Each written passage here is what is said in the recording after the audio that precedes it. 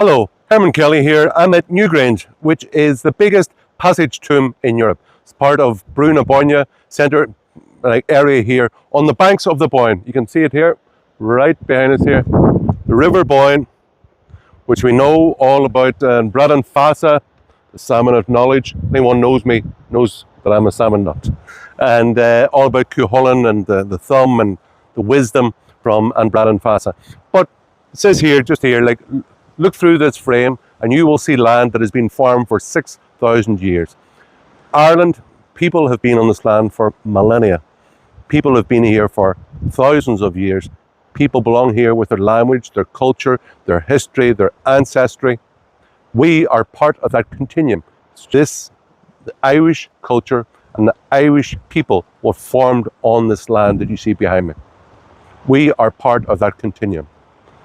Ireland belongs to us. We belong to Ireland.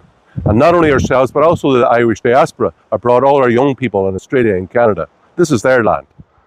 We are, what's that phrase about we are not some random kind of miasma who just cast upon sands randomly by just mere chance.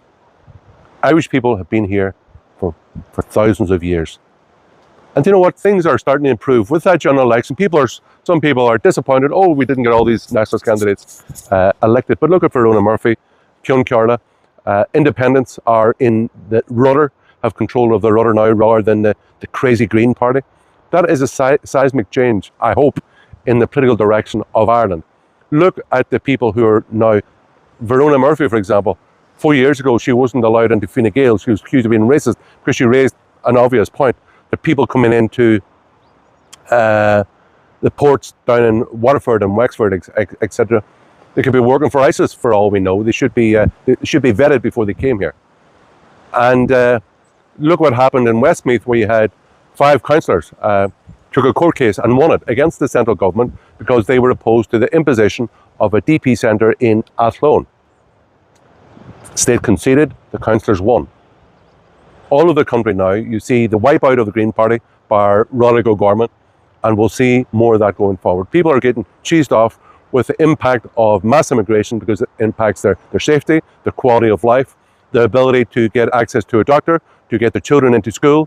They don't want the daughters walking around while these young men from God knows where, leching at them as they go into their local town. They want their children to live in a safe place, and they want the children to have the ability to find a house, to find a job, and to have a future in Ireland. That's all we want. And you know what? That goal is one step closer, because people voted for nationalists. They took votes away from the left and Sinn Féin and the Greens. So the left in general have lost 7.5%. And that swung more to nationalists like myself. I went out on count 14 with 5.66% of the vote. Now, in the next election, I'll improve on that again, and I'll be getting closer and closer to power. And even if I don't get elected, that the politicians in power will have to move over to cover the ground and repeat, as they are already doing, repeating my language, my ideas. And soon, these ideas will be the ones which hold the sway of power in Ireland. So it's all good. Here we have, celebrating a day before the Winter Solstice, our ancient connection with the land of Ireland, the people of Ireland. We belong here, and Ireland belongs to us. As Padraig Pearse said a century ago, Ireland belongs to the Irish. Ne'er a truer word was said. Go to Magatsa, Slán Hispanic.